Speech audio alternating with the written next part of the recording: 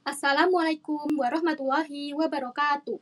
Halo teman-teman, perkenalkan saya Kairina Salsabila Pramono dengan NIM 24314146 dari kelas PGMI 3D. Di sini saya akan menjelaskan mengenai pembelajaran mendalam khususnya tentang landasan pemikiran.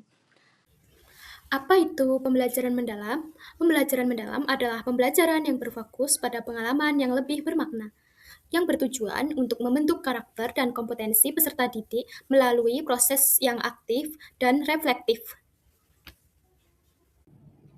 Tujuan pembelajaran mendalam. Yang pertama, membentuk pelajar yang beriman dan bertakwa kepada Tuhan Yang Maha Esa. Yang kedua, mengembangkan kemampuan berpikir kritis dan kreatif. Yang ketiga, menumbuhkan kemandirian dan kolaborasi. Yang keempat, meningkatkan kesadaran kewarganegaraan dan kesehatan. Yang terakhir, mampu berkomunikasi dengan baik. Materi yang selanjutnya yaitu landasan pemikiran. Landasan pemikiran yang pertama yaitu landasan filosofis. Landasan filosofis pembelajaran mendalam berakar pada pemikiran Ki Hajar Dewantara yang menekankan pendidikan memerdekakan melalui sistem Among, Trikon, dan prinsip asah, asih, asuh untuk membentuk karakter utuh siswa. Pendidikan yang ideal tidak hanya mencerdaskan tetapi juga memerdekakan, membentuk karakter, dan memberdayakan manusia untuk berkontribusi positif kepada masyarakat. Dalam pandangan Ki Hajar Dewantara, pendidikan harus berakar pada budaya bangsa, berfungsi sebagai peranata sosial yang melestarikan dan mengembangkan kebudayaan, serta menciptakan suasana belajar yang menyenangkan, sebagaimana tercermin dalam konsep Taman Siswa. Filosofi ini sejalan dengan pemikiran Kyai Haji Ahmad Dahlan yang melihat pendidikan sebagai alat perubahan sosial. Baginya, pendidikan bukan hanya transfer ilmu, melainkan proses pembentukan manusia berintegritas yang berperan aktif dalam menciptakan masyarakat berkemajuan dengan prinsip berbuat untuk kebaikan bersama tanpa memperalat orang lain.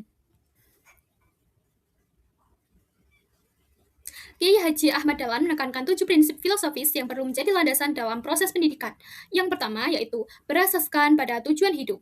Yang kedua, tidak sombong dan tidak takabur. Yang ketiga, kegigihan belajar untuk keputusan kinerja. Yang keempat, mengoptimalkan penggunaan akal untuk menemukan kebenaran sejati. Yang kelima, berani menegakkan kebenaran. Yang keenam, berbuat untuk kebaikan sesama, bukan untuk memperalat mereka. Yang ketujuh, pengamalan ilmu agama dengan tingkat kualitas tinggi untuk kemanfaatan bersama. Landasan pemikiran yang selanjutnya yaitu landasan teoritis. Landasan teoritis pembelajaran mendalam mendukung konstruktivisme, project-based learning, serta experiential learning yang mendorong siswa membangun pengetahuan melalui pengalaman nyata dan refleksi. Konstruktivisme yang dikembangkan oleh Jean Piaget dan Lev Vygotsky menyatakan bahwa pengetahuan tidak diterima secara pasif, melainkan dibangun oleh siswa sendiri melalui interaksi dengan lingkungan. Dalam pembelajaran mendalam, siswa diajak merefleksikan pengalaman mereka untuk membentuk skema pengetahuan baru. Siswa menghubungkan konsep baru dengan pengetahuan sebelumnya. Lalu, guru sebagai fasilitator, bukan pemberi pengetahuan secara langsung. Hasilnya, pemahaman yang tahan lama dan transferable ke situasi nyata. Selanjutnya, project-based learning. Project-based learning menekankan pembelajaran melalui proyek nyata yang relevan dengan kehidupan siswa, seperti merancang solusi lingkungan atau kampanye sosial. Pendekatan ini mendukung pembelajaran mendalam dengan mendorong kolaborasi dan pemecahan masalah. Yang terakhir, experiential learning club. Siklus pengalaman dan refleksi David Kolb mengusulkan model siklus 4 tahap. Yang pertama, pengalaman konkret. Yang kedua, observasi reflektif. Yang ketiga, konseptualisasi abstrak, dan yang terakhir eksperimen aktif. Ini supaya mendorong siswa belajar dari pengalaman nyata. Landasan pemikiran yang selanjutnya yaitu landasan sosiologis. Landasan sosiologis pembelajaran mendalam menekankan pembelajaran sebagai proses sosial yang membentuk karakter kolektif melalui interaksi antar siswa, guru, dan masyarakat dalam konteks budaya Indonesia yang beragam. Pendekatan ini mengintegrasikan nilai gotong royong dan kebinekaan untuk mempersiapkan siswa menghadapi dinamika sosial global sambil mempertahankan identitas lokal. Melalui kolaborasi dan dialog, siswa belajar menghargai perbedaan serta berkontribusi pada masyarakat yang harmonis. Landasan ini memastikan pembelajaran relevan dengan tantangan sosial kontemporer.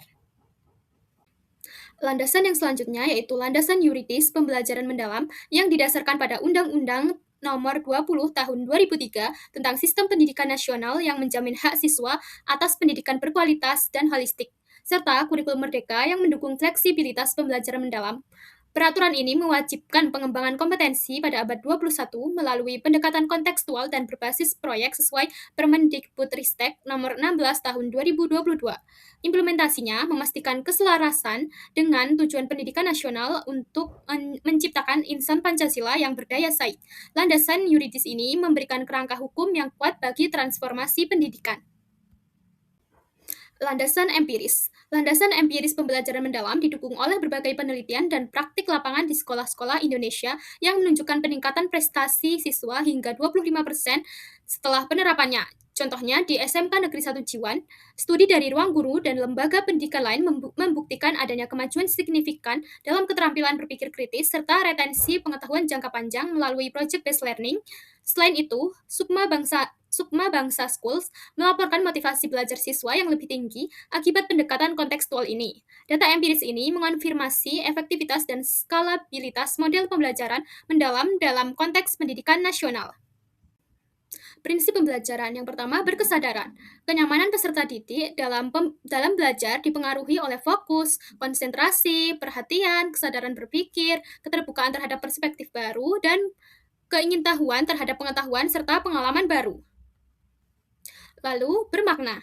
Pengalaman belajar yang terkait dengan pengalaman sebelumnya bermanfaat dalam konteks baru, berhubungan dengan disiplin ilmu lain, dan mendukung pembelajaran seumur hidup. Yang selanjutnya, menggembirakan. Lingkungan pembelajaran yang interaktif mencakup aktivitas yang menarik, memotivasi, dan menginspirasi untuk mencapai keberhasilan belajar. Pengalaman belajar yang pertama, memahami. Tahap awal peserta didik melibatkan konstruksi pengetahuan untuk memahami konsep dari berbagai sumber. Pengetahuan di fase ini mencakup pengetahuan esensial, aplikatif, serta nilai dan karakter. Jadi, peserta didik di tahap ini diberi penguatan karakter supaya mereka menjadi insan yang cerdas dan berakhlak mulia.